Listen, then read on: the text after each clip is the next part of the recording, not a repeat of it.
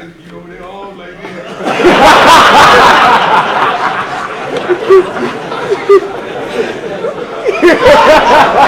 Don't say that. I love everybody. Just reminded me of Cousin Jewel, I talked to one of my friends who was playing the rap magazine. It's my dog, it's my boy, my partner. We were born on the same day, so we celebrate our birthdays on the same day every year.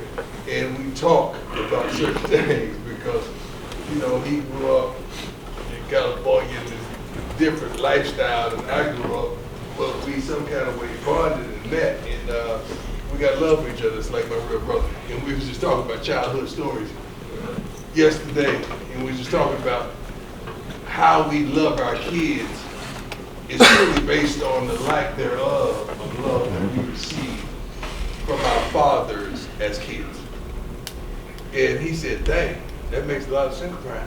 He said, man, I remember this one time that I was waiting at the crib and my pop told me that he was gonna bring me a bike.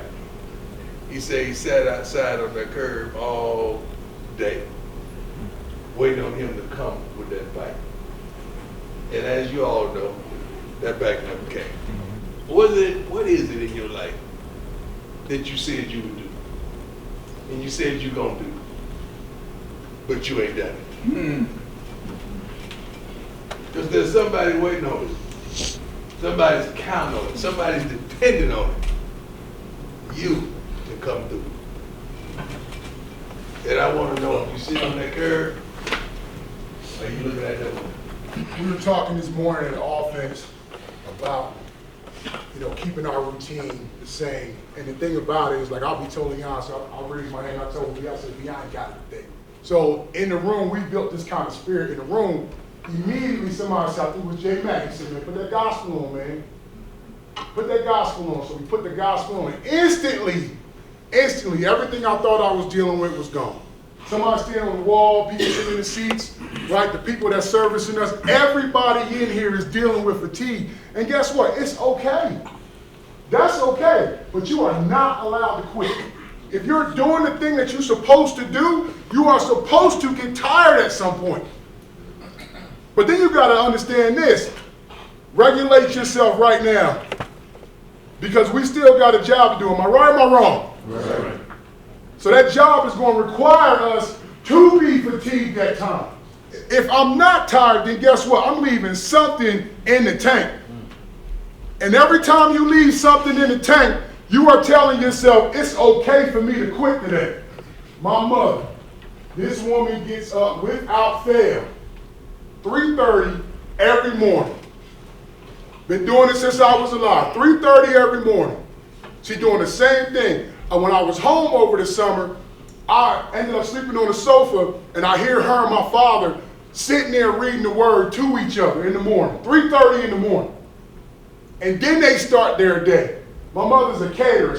I'm telling you, she can throw that. I'm going to have her come out here and cook for us one day. But that's the first thing she does, is start preparing and serving God first. And then after she does that, she starts serving the people that she's doing business with. But the thing I love about that woman, she is as consistency can be, and she is never tired. She said, baby, I ain't got it today, but some way, somehow, she's still up at 3:30 in the morning doing her thing. Not for her, because she knows she's serving others. And here's what we got to understand, man. It's like Coach said. Listen, I was that kid too, sitting on the step, waiting on my dad to bring me something. I don't even know what it was. I knew that joker wasn't going to show up. But I still was out there waiting on him. You can't let the people down, man, that's dependent on you. Good morning. I want to thank Coach Prime and all the coaches, man, for this great opportunity. I'm sorry for these conditions. Didn't know I was traveling this morning. But I want to just share something with you that Coach Prime and I have been talking about. And it's a word that my dad, who recently passed, gave me. It's a powerful word because it's biblical, but it's also scientific, it's biological, it's also agricultural. And it comes from the book of Ecclesiastes, where it says that everything there's a season, a time to laugh, a time to cry, a time to work, a time to plant. And also it's in Genesis 8:22, where it says, as long as the earth remains, there's seed time to harvest. It's important because people in life are always looking for a season to come, and a positive season, not realizing that every day we're in some type of season. it's impossible to live without being in a season. Maybe it's winter, spring, summer, or fall, but every day you're in some type of season. So often we're anticipating the next season, but don't take advantage of what's happening in the present season.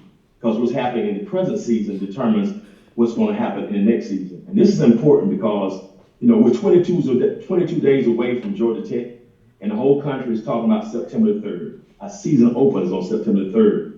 But what I want to say to you today is very, very important. That is this, that the scoreboard is always late.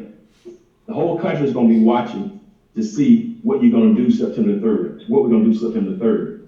But the game is not won based upon what we do September the 3rd. The game is won based upon decisions that are made August 12th through September the 12th, August 12th through September the 2nd. And so it's not about what you do, because the scoreboard is always late. The scoreboard has never created victory. The scoreboard has never determined the outcome of a game. The game is not won based upon what the scoreboard says. The game is won based upon what you do now. So in order for the scoreboard simply reports what is taking place. No game has ever been won the day of the game, because the scoreboard is always late. So what the scoreboard will determine is going to be the fruit of the seed that you sown in July.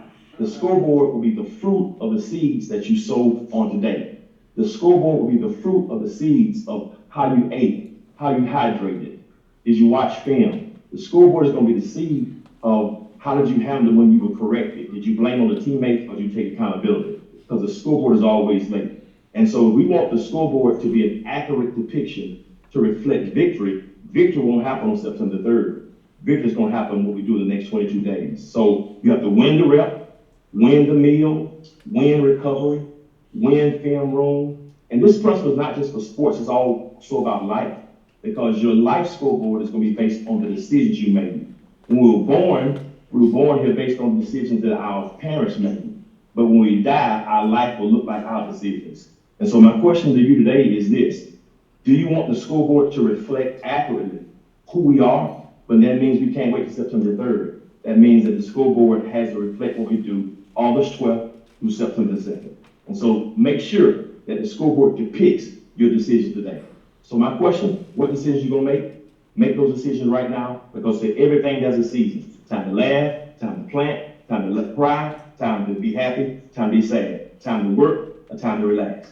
So today is not the time to relax. Today is the time to make sure that September the 3rd, the scoreboard catches up what you've done August 12th through September 2nd. I love you guys. Look forward to seeing you in a few weeks. Hey, Score Buffs, make sure that the scoreboard reflects what we do right now, starting today. Peace out. Much love.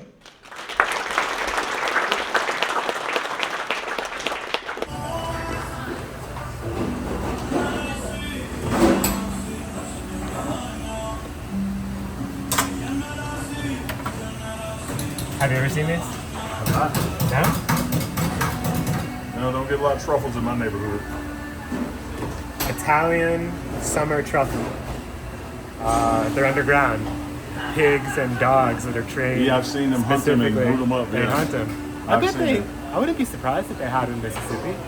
Well, not my neighborhood. Not in my neighborhood either. These came from Italy. But yeah, it's going on a mushroom tostada. Got these from the same guys that do our mushrooms, local mushrooms. So here we go.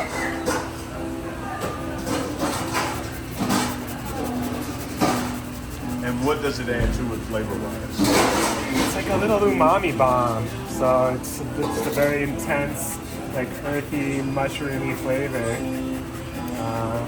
It's really good. We made compound butter with it yesterday for the dinner For the steaks? Yeah. Okay. Did you have that? I did. What do you think of that? It was awesome.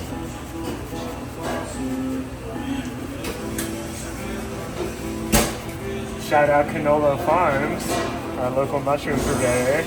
They hooked it up with these truffles.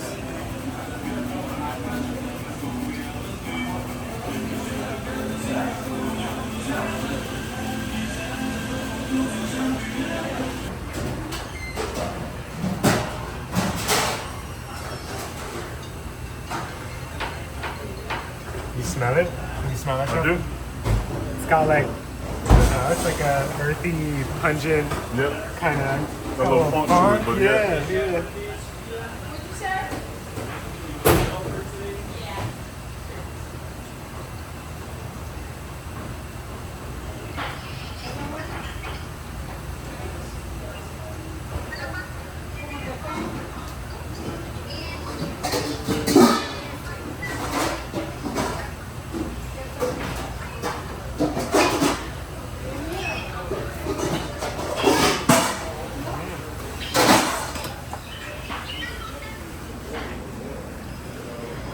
We got our build your own taco burrito bowl nacho situation. So all the options. We got some fresh chips on the end from local tortillas. So you could go nacho style if you want. Otherwise, you can do burritos or tacos. We got cilantro lime rice. We got black beans. We got refried beans. We got braised chicken thighs. We got seasoned sauteed shrimp. We got a mushroom and truffle tostada. That one's pretty crazy today. We got all the toppings. We got homemade queso, corn salsa, salsa verde, salsa rojo, veggie fajitas, guacamole, pico de gallo, shredded lettuce, shredded cheese, sour cream, and cinnamon like churro style donut holes. And you know what else you got? What else we got? A bunch of smiling faces. Like everybody is happy. So we love Everybody is happy for today. Love it. Which just begs the question, out of all the places you can go, why would you not come to Colorado? You'd be a damn fool. Damn fool. Yeah.